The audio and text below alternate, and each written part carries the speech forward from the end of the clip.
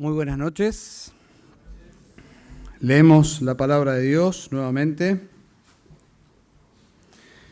Segunda Tesalonicenses, capítulo 2.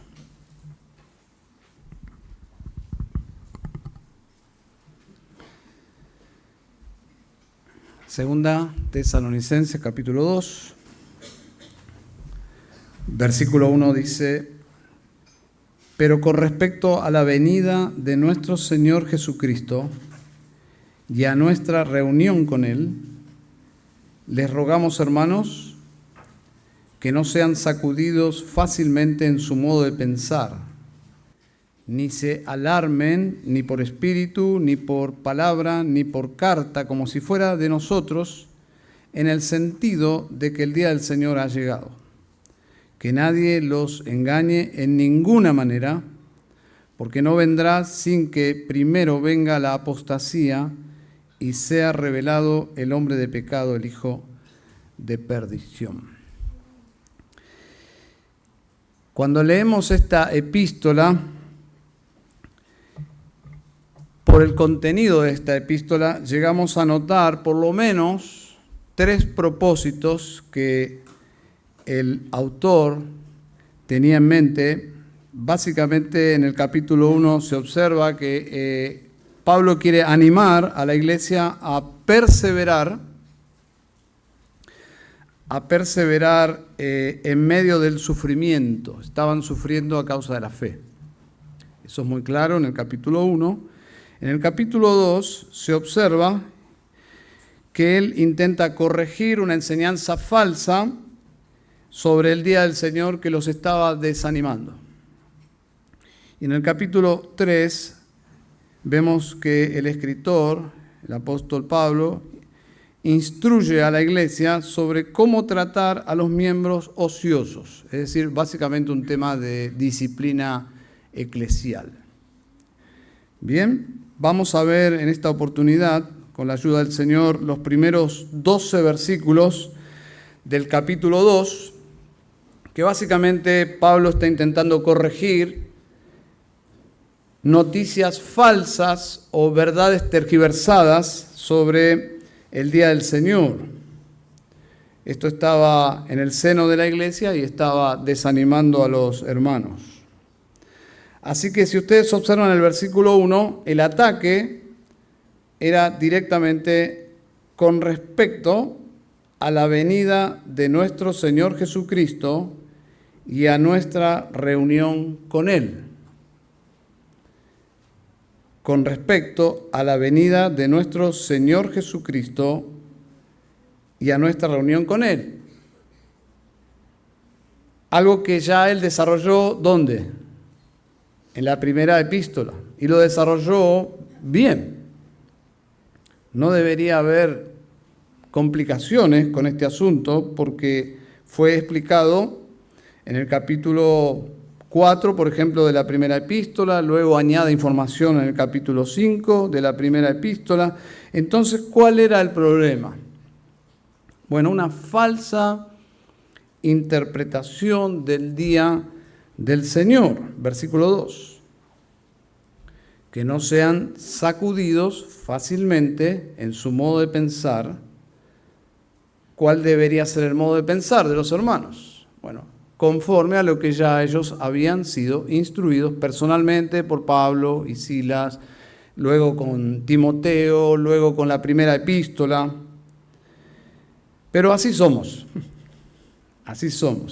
frágiles. Ellos debían pensar de una forma y debían permanecer en esa forma de pensar. Esas son convicciones, pero tenemos que concluir que estos hermanos eran nuevos también en la fe, era una iglesia relativamente nueva, y fueron sacudidos, se alarmaron, por eso Pablo dice, ni se alarmen, ni por espíritu, ni por palabra, ni por carta, como si fuera de nosotros, en el sentido de que el día del Señor ha llegado.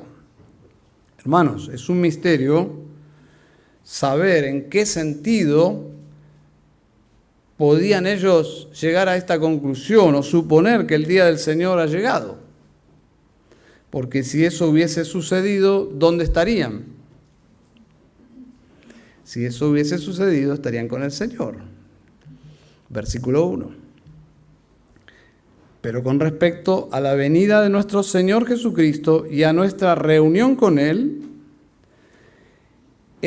la venida y la reunión son simultáneas, van juntas, ocurren en el mismo momento. Si el Señor viene, nos reunimos con Él. Por lo tanto, como podían pensar que el Señor vino si todo continuaba normalmente. Bueno, es obvio que esta mala comprensión, como dice el versículo 2, no sabemos exactamente cómo llegó, ni Pablo está seguro, pero dice, no se alarmen ni por espíritu, ni por palabra, ni por carta, como si fuera de nosotros. Pero de alguna forma llegó esta mala doctrina y ellos estaban perturbados, estaban ansiosos, estaba causando en la iglesia ansiedad. Y Pablo tiene como propósito corregirles. ¿Cómo? Instruyéndoles en la verdad. Instruyéndoles con la verdad, regresando a lo que ya ellos habían aprendido. Y por esa razón creo que esta carta es muy pastoral. La mayoría de las veces nosotros sufrimos ansiedad, somos sacudidos en nuestras vidas, básicamente porque estamos pensando mal. No estamos pensando bíblicamente. Y por lo tanto necesitamos la palabra de Dios que nos vuelva a su lugar, a los pensamientos bíblicos. Y es lo que está haciendo Pablo aquí. El día del Señor vendrá, pero hay señales que deben suceder. Y aquí es donde quisiera hacer una nota al pie y decir que señales no significa avisos de fecha. ¿Bien? Sabemos que en el mundo evangélico y históricamente ha habido muchas especulaciones y referencias sensacionalistas y más interpretando las noticias que las escrituras. Inclusive ha habido grandes avisos de fechas específicas donde se ha dicho que el Señor viene en tal fecha, en tal mes, en tal año, y no ha sucedido. Entonces, cuando hablamos de que se deben dar ciertos hechos, no significa fechas. Ya mencionó que el día del Señor vendrá como ladrón en la noche. O sea, recuerdan eso, ¿no? Debemos notar que los textos bíblicos sobre la venida del Señor siempre apuntan a lo mismo, a la paciencia, a perseverar fielmente en medio del sufrimiento. Si ustedes vuelven a esos textos, notarán que la venida del Señor siempre se menciona en ese contexto de sufrimiento y de ánimo a los creyentes en perseverar. Y esta vez no es la excepción.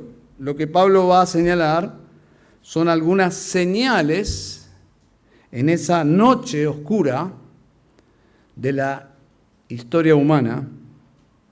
Y el epicentro de esta historia humana siempre es lo que ocurre con y en el pueblo de Dios. Eso es interesante. El fin de esta era tiene como escenario o como el epicentro de la historia la iglesia. Siempre ha sido lo que Dios hace con su pueblo y en su pueblo el centro de la historia. Y hay dos sucesos o realidades que deben darse antes de que el Señor venga. Versículo 3, que nadie los engañe en ninguna manera, porque no vendrá el Señor sin que primero venga la apostasía y sea revelado el hombre de pecado, el hijo de perdición. ¿Notaron allí? Estas dos señales deben suceder antes del día final. Y no importa la postura escatológica que tengamos, todos coinciden que esto tiene que suceder porque es muy claro en el texto. Dos cosas. Primero, que venga la apostasía. Y número 2, sea revelado el hombre de pecado. Versículo 5. ¿No se acuerdan de que cuando yo estaba todavía con ustedes les decía esto? Es decir, es un tema que Pablo lo consideraba importante y lo incluía en su discipulado. Lo incluía en las doctrinas que él consideraba que fortalecían a una nueva iglesia, que era el caso de los tesalonicenses. Ahora, ¿con qué propósito Pablo les hablaba de este tema? Bueno, básicamente alentar su esperanza. Alentar su esperanza, nunca satisfacer su curiosidad. Ya hemos mencionado esto cuando pasamos por la primera epístola. Jamás esta doctrina de los eventos futuros tienen como propósito informar nuestra curiosidad del futuro. Y en segundo lugar, animar a la perseverancia, porque siempre la venida de Cristo está relacionada con persecución, sufrimiento y apostasía. Entonces, animar a que los cristianos perseveren en medio del sufrimiento. ¿Para qué? Para que no desmayen, para que no apostaten. Básicamente son sinónimos en algunos textos. Desmayar es casi apostatar. Las dos señales del fin, entonces, tiene que venir la apostasía y número 2, tiene que ser revelado el hombre de pecado. Estas dos señales son sostenidas, como ya mencioné, por las posturas más conservadoras, porque es lo que el texto enseña claramente. Ahora, todo lo que implica y cómo se verá cumplido en el mundo es un misterio. ¿Está bien? Entonces, en primer lugar, versículo 3, que venga la apostasía. Dice que nadie los engañe en ninguna manera, porque no vendrá sin que primero venga la apostasía. Curiosamente, hermanos, Pablo solo menciona este ingrediente o esta señal, pero como ustedes notan, no la desarrolla. No la desarrolla. Simplemente la menciona, tiene que venir la apostasía. ¿Por qué no la desarrolla? Porque ya él dijo que cuando él estaba con ellos, les habló de estas cosas. Y él considera que no es el momento para desarrollar este primer ingrediente, que es la apostasía. Pero básicamente apostasía es un término que implica apartarse. Apartarse. Encontramos esa misma palabra en Hechos 21:21. Dice: se les ha contado acerca de ti, hablando de Pablo, que enseñas a todos los judíos entre los gentiles que se aparten de Moisés. Esa es la calumnia que estaba circulando acerca de Pablo. Y le dice, se habla de ti que tú estás enseñando a la gente a apartarse de Moisés, apostatar de Moisés, literalmente la misma palabra, apostatar de Moisés. Entonces, este primer ingrediente que se tiene que dar para la venida de Cristo es la apostasía, es decir, apartarse de la verdad. Ahora, las dos opciones de apostasía, algunos incluyen 3, que sería el pueblo de Israel, pero yo entiendo que no, que creo que la fuerza está en la apostasía del mundo, el apartamiento del mundo o de la iglesia. Y quisiera darles mi punto de vista aquí. En el Antiguo Testamento, el pueblo de Dios apostató, es muy claro.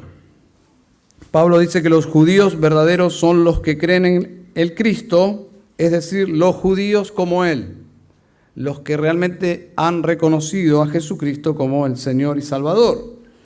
Los judíos incrédulos, por lo tanto, no tienen ninguna ventaja sobre el resto del mundo, son enemigos de Dios. Todo eso Pablo lo desarrolla. Pero curiosamente estos judíos inconversos siguen siendo supuestos creyentes. Siguen manifestando ser seguidores del verdadero Dios. Y ahí es donde quiero que ustedes piensen, de la misma manera, la apostasía es una cristiandad apartada del Evangelio de Cristo, pero que pretende seguir a Cristo. Entonces no es la verdadera iglesia la que solo es identificada por Dios, porque Él nos conoce, sino es la cristiandad, lo que se observa. Esa clase de falsa religión cristiana que no existía en el primer siglo. No existía.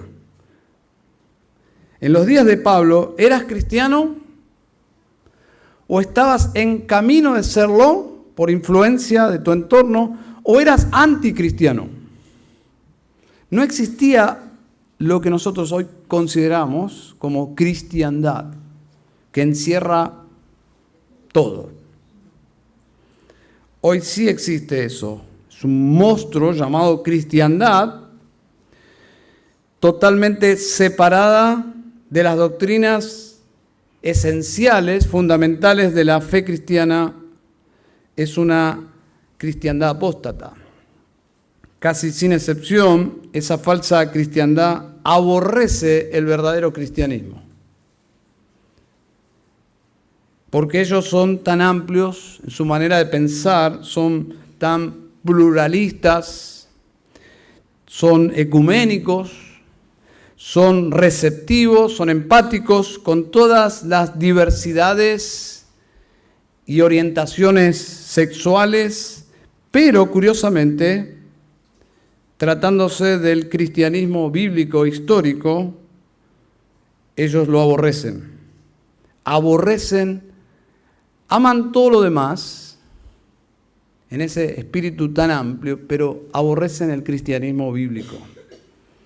Ese cristianismo bíblico histórico que sostiene que hay un solo camino a Dios, que sostiene que ese camino a Dios es una persona que es Jesucristo, que es Dios y es hombre. Esa falsa cristiandad aborrece que este cristianismo proclame que todos los demás caminos van al infierno, un infierno real y eterno. Eso lo aborrecen. Les resulta medieval y odioso el sacrificio de Cristo en nuestro lugar. Les es odioso esa doctrina de la expiación de Cristo a favor nuestra, recibiendo el castigo judicial por nuestros pecados. Y si hablan de resurrección, ellos hablan en otro lenguaje diferente, lo hacen en forma poética o hablan de la resurrección de forma espiritual, pero nunca de una resurrección física y verídica histórica. Bueno, esta clase de cristiandad es básicamente la apostasía más sutil, más refinada, más culta, y no es lo que se dice normalmente, aunque es muy grave lo que se dice, sino lo que se omite, lo que ellos dejaron de decir, y que hace que esta cristiandad esté vacía de cristianismo y del Evangelio. Entonces, las dos realidades que se deben dar en esa hora oscura de la noche, cuando el ladrón venga, y esta expresión, que el Señor va a venir como un ladrón en la noche, no es una expresión para los cristianos, es una expresión para el mundo, para los incrédulos, porque Pablo usa para la venida del Señor la oscuridad de la noche para hablar del mundo que duerme en el pecado, indiferente a Cristo. Pero añade que los creyentes no debemos temer, ¿por qué? Porque somos del día. Eso ya lo hemos explicado. No somos de la noche, por eso no esperamos a un ladrón, esperamos a un Salvador, porque vivimos y somos del día. Pero en relación al mundo, el Señor viene como un ladrón en la noche. ¿Por qué? Porque el mundo vive de espalda a Dios y aún esta cristiandad apóstata vive de espalda a Dios. Y tiene como único lugar y morada este mundo, no tiene otra esperanza, no tiene más que esto. Por eso ellos son moradores de la tierra, pero nosotros somos ciudadanos del cielo. Y es por eso la incompatibilidad de esta cristiandad con el verdadero evangelio y con la verdadera iglesia. Entonces se tiene que dar en primer lugar esta apostasía que para nosotros hoy es una realidad. Y en el primer siglo simplemente estaba en acción, como vamos a ver ahora.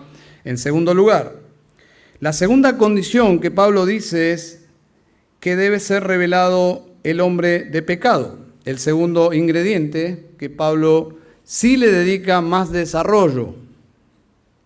Al desarrollar, entiendo yo que al desarrollar este segundo aspecto, lo que hace es ampliar nuestra visión del primer aspecto. ¿Se entiende? Al desarrollar la manifestación del hombre del pecado, uno puede entender qué es la apostasía. Los sobrenombres son, versículo 3, el hombre de pecado, el hijo de perdición. Usted está escuchando ahora mismo esta expresión, el hijo de perdición, y debería sonarle como esto lo leí en otro lado. Esto no es nuevo en el Nuevo Testamento. ¿Dónde leí esto? Bueno, lo va a llevar a los evangelios, a un traidor, a alguien llamado Judas, el Iscariote, un traidor. Jesús utiliza este término, hijo de perdición, para Judas.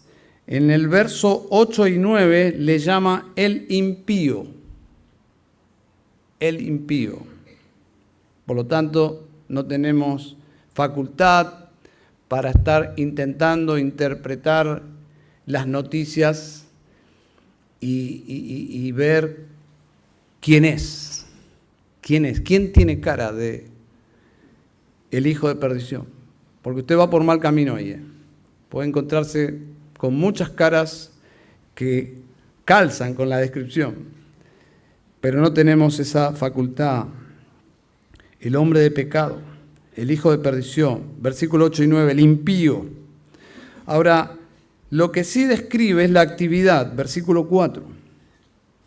Dice que este hombre se opone y se exalta sobre todo lo que se llama Dios o es objeto de culto. De manera que se sienta en el templo de Dios presentándose como si fuera Dios. Esto es muy diferente de lo que vivió la iglesia primitiva por los primeros 4 siglos.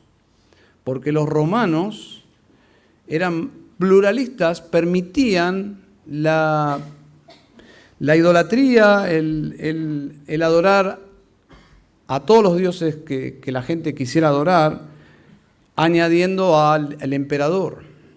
Pero este hombre se describe como alguien que simplemente no acepta ningún tipo de adoración, excepto la de sí mismo.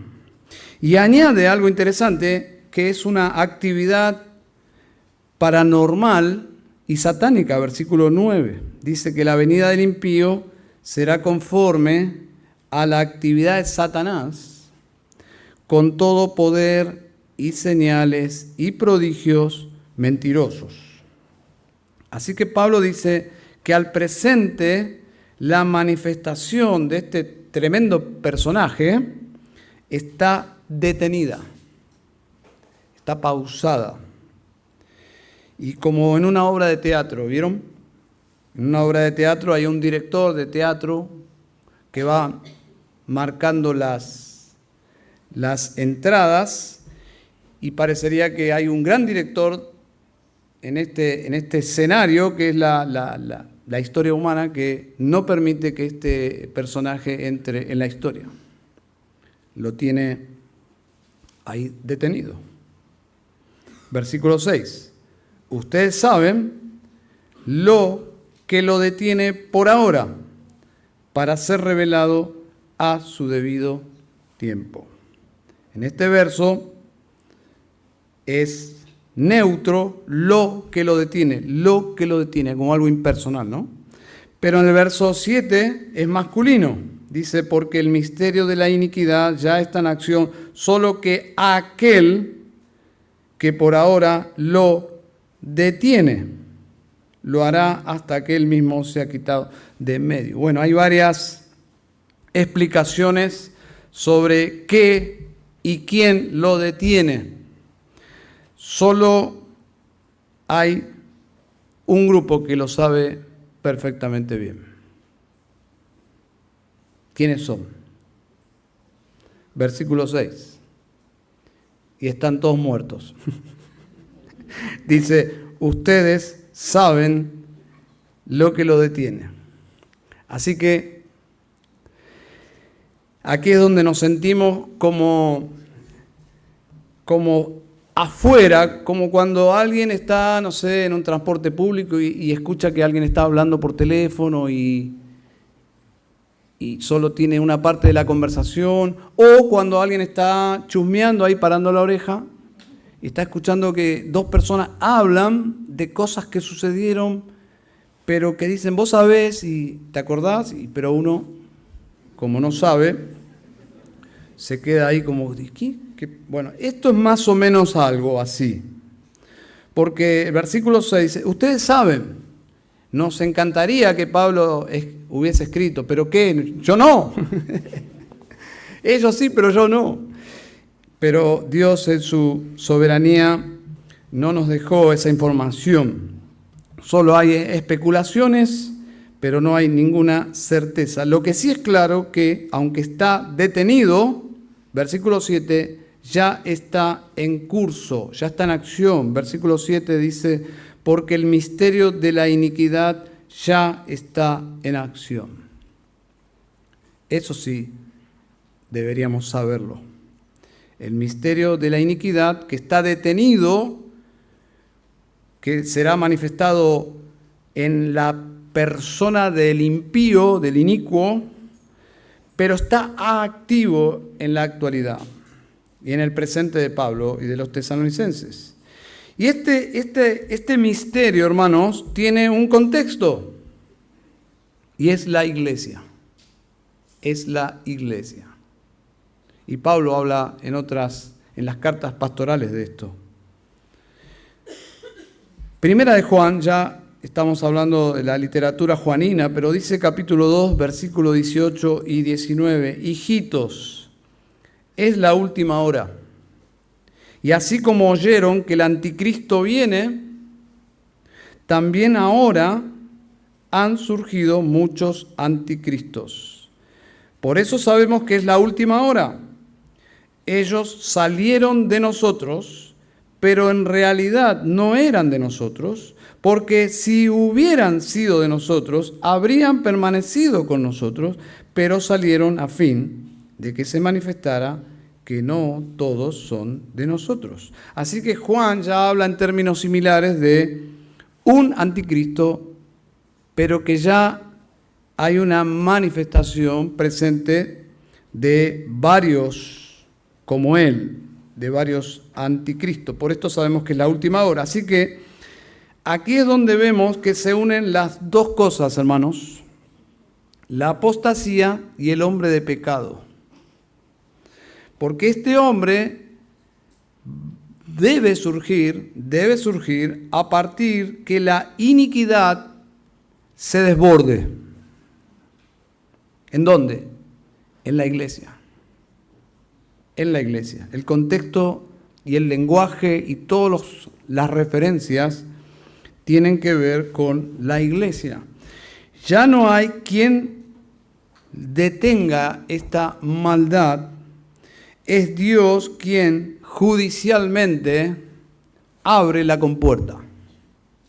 Es Dios mismo, y lo vamos a ver en el fin del contexto del pasaje, al final, donde dice que Dios mismo es que termina de permitir que ellos sean engañados por la mentira y sean condenados por amar la verdad, por amar la mentira y rechazar la verdad. Así que quien abre finalmente la compuerta para que esa maldad, esa iniquidad que está contenida es Dios.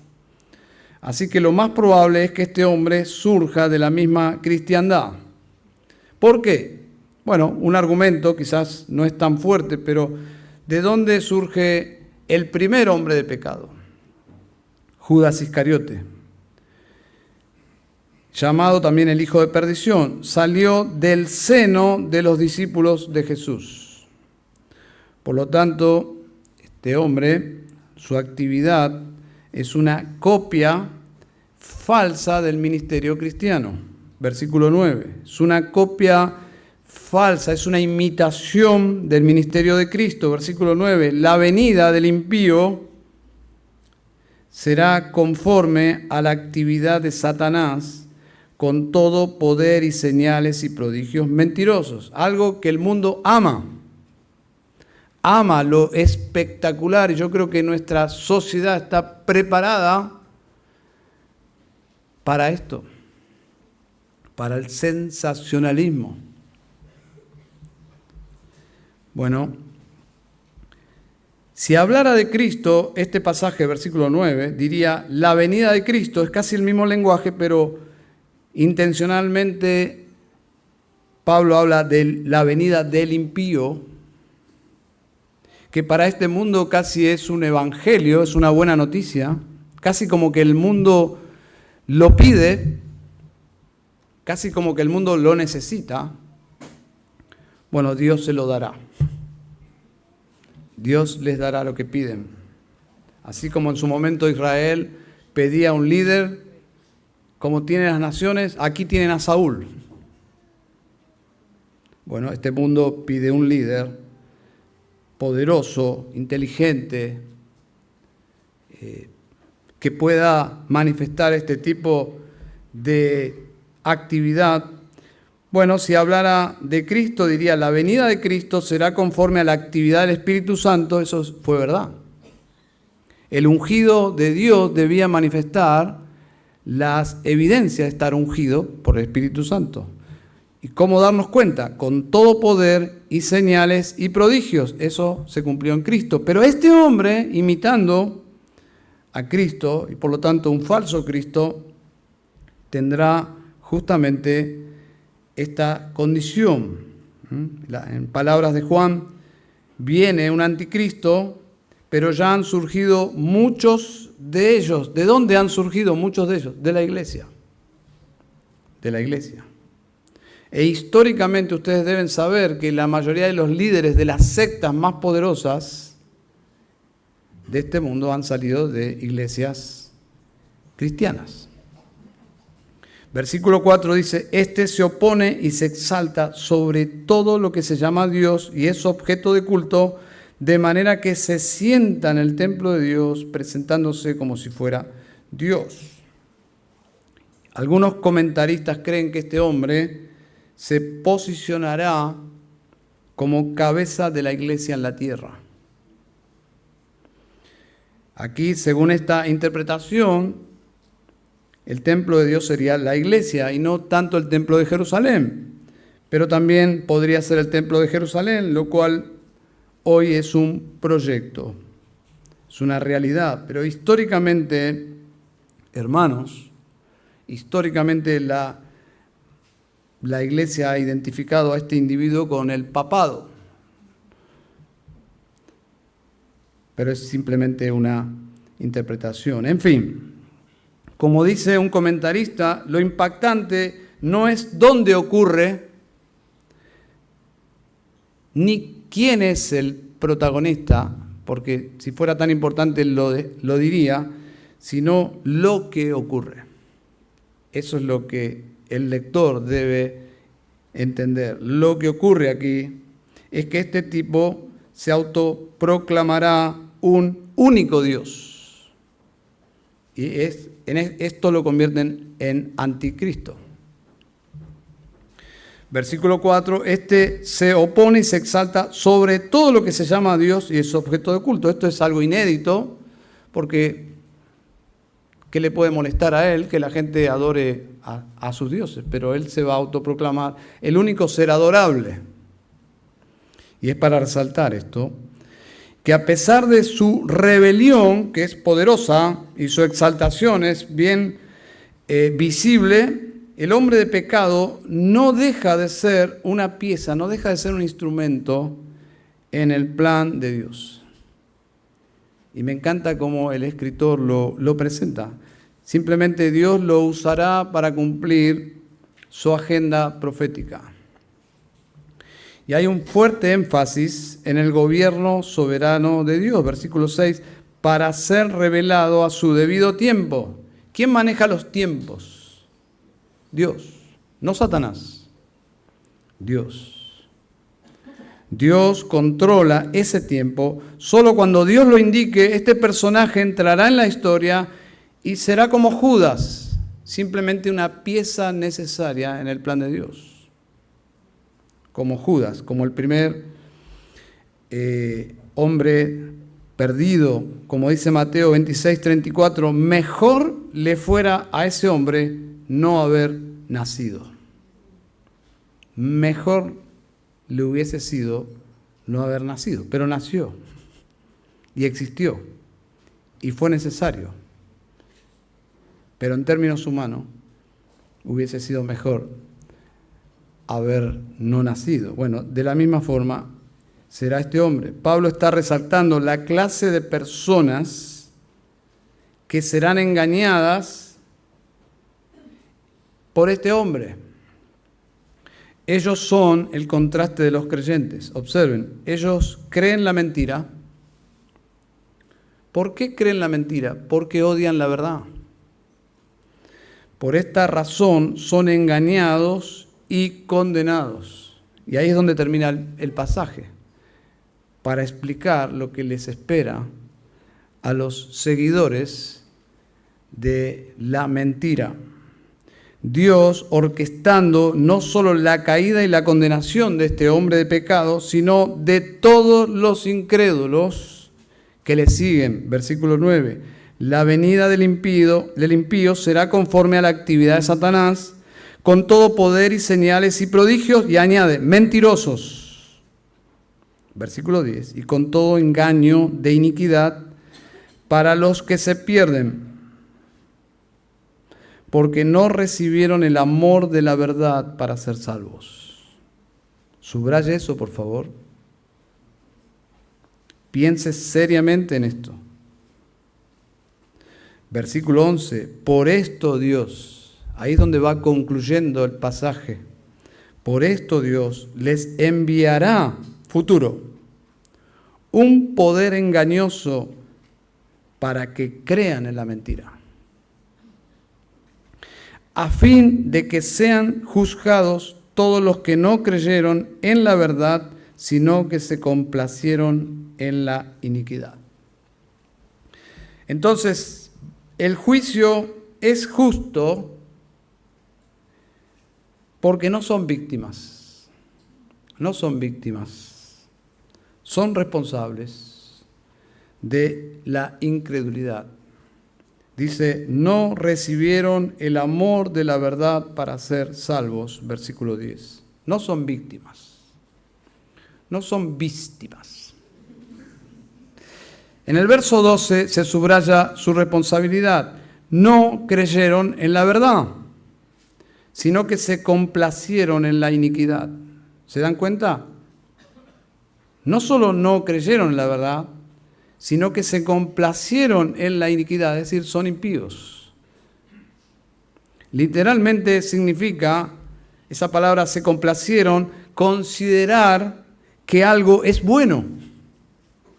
Estas personas que nos rodean, hermanos, y probablemente sea tu caso si estás en esta noche aquí y sos honesto con tus actitudes, probablemente sea tu situación, porque estas personas consideran que algo es bueno, ¿Qué cosa? Dice, sino que se complacieron en la iniquidad. Es decir, la vida impía que Dios condena, ellos dicen, eso está bien. Así es como yo quiero vivir. Así es como yo elijo vivir. Bueno, pero tienes que saber que esto te espera.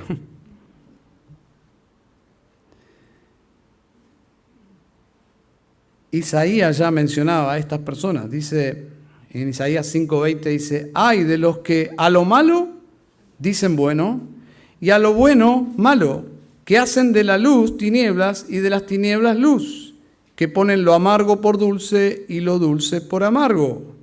Entonces será revelado, versículo 8, ese impío a quien el Señor matará con el espíritu de su boca y destruirá con el resplandor de su venida. Es decir, este impío visiblemente personifica la actitud del mundo incrédulo y de todos los incrédulos. Son aquellos que consideran que algo es bueno cuando Dios dice y considera que algo es malo. Sus valores están al revés de los valores de Dios y eso tiene consecuencias. Nosotros, en cambio, tenemos un Salvador todopoderoso y cuando leemos el versículo 8, no tememos porque Él es nuestro Salvador. Dice, entonces será revelado ese impío a quien el Señor matará con el espíritu de su boca. Nosotros no nos identificamos en absoluto con el impío, sino ¿con quién? Con el Señor. Por lo tanto, no hay nada que temer. El Señor lo matará con el espíritu de su boca y destruirá con el resplandor de su venida. Así que el verdadero Cristo, cuando venga, lo vencerá sin esfuerzo alguno. No es que Cristo vendrá y se va a enredar en una lucha. Simplemente con su palabra y su presencia. Dice, el Señor lo matará con el espíritu de su boca y lo destruirá con el resplandor de su venida. Es decir, el máximo exponente del espíritu de este mundo será derrotado simplemente con la presencia de nuestro Salvador. ¿Qué Salvador tenemos, no? Ahora, en cuanto a este hombre, mejor le fuera a ese hombre no haber nacido. Conclusión. Tenemos una revelación clara que trae seguridad a nuestras almas. Debemos tener cuidado con las noticias sensacionalistas, las interpretaciones alarmistas de los hechos y las noticias de día a día. Si no, debemos considerar que la palabra de Dios es suficiente y nos informa hasta donde Dios ha determinado informarnos. Estas interpretaciones solo alimentan la curiosidad y el morbo y no ayudan absolutamente para nada. Y tristemente dentro de la cristiandad hay muchos ministerios, muchos, créanme, que apelan a la curiosidad de los evangélicos y están continuamente dándoles informes y estadísticas y hechos y eso puede traer confusión. Que no sean sacudidos fácilmente en su modo de pensar, ni se alarmen. Nosotros somos del día, no somos de la noche, no esperamos un ladrón. No vamos a ser sorprendidos para mal, el Salvador viene a salvarnos. En cambio nosotros decimos, venga tu reino. Hoy cantamos esas palabras. Y en relación a la apostasía, y voy concluyendo, el teólogo puritano John Owen, en su tratado sobre las causas de la apostasía, él decía algo así. El abandono de la fe es un proceso estrictamente gradual. Comienza en los secretos del corazón, descuidando las verdades pequeñas hasta que la estructura entera colapsa. Hermanos, esta gran apostasía puede ser la historia de alguno de nosotros. ¿En qué sentido?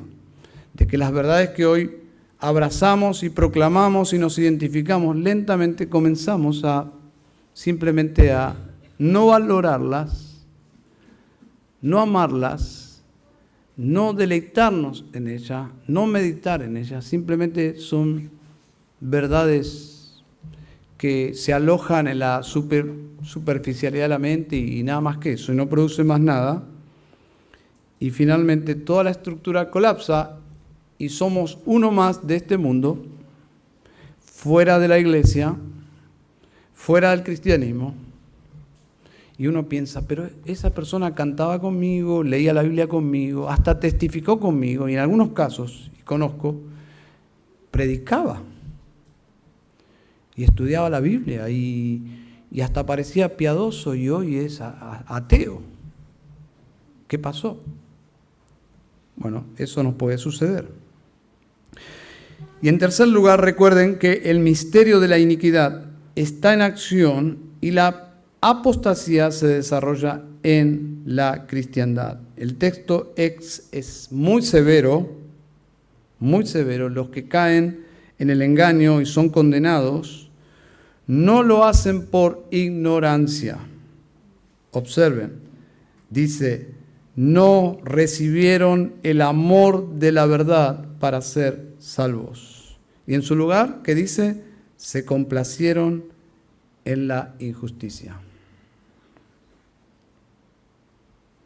Como lo explicaba Jonathan Edwards, existe una diferencia eterna entre la cabeza informada y el corazón transformado. Cualquiera puede tener el conocimiento racional de que la miel es dulce sin haberla probado jamás. De la misma manera, muchos en los últimos tiempos tendrán una teología fría en la mente, pero serán engañados porque jamás saborearon ni amaron la verdad de Dios en sus corazones. ¡Wow! ¿No es para temblar esto? No recibieron el amor de la verdad para ser salvos. En el próximo sermón veremos lo que sigue. Versículo 13, observen el contraste. Pero nosotros siempre tenemos que dar gracias a Dios por ustedes, hermanos amados por el Señor, porque Dios los ha escogido desde el principio para salvación. El contraste es inmenso. El contraste es inmenso de los que se pierden, de los que no aman la verdad, de los que aman la iniquidad, de los que finalmente van a ser parte de la manada que seguirá a este prototipo anticristo. Pero Pablo dice, ustedes son diferentes. Debemos dar gracias a Dios por ustedes. Los cristianos son diferentes, son especiales. Amamos a nuestros hermanos porque tienen una actitud que contrasta a este mundo. Cuando uno está con un hermano que ama a Dios, ama a Cristo, ama la palabra de Dios, es un contraste con tu vecino, con tu compañero de trabajo, con tus compañeros de estudio. Es el día y la noche, ¿no? Pero así son los cristianos, son preciosos. El pueblo de Dios es precioso. Y si estás en esta noche y no sos del pueblo de Dios, vení a Cristo y sé parte. Bueno, vamos a orar.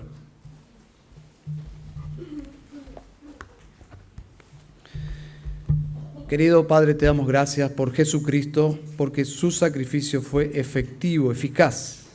Ha comprado una familia eterna, Señor. Conocemos a pocos, porque tu familia es tan grande a través de la historia y todos los que todavía tienen que venir a Cristo.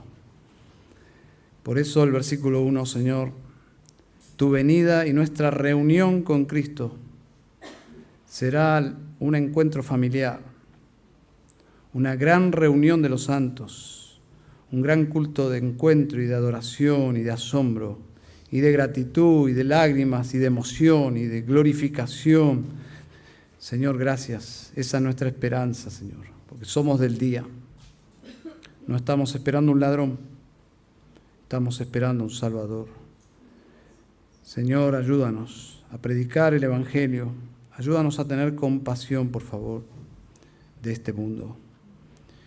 Señor, porque no sabemos finalmente quiénes se perderán. Y mientras hay vida y esperanza, y pedimos, Señor, que nos uses para traer a muchos al conocimiento de la verdad.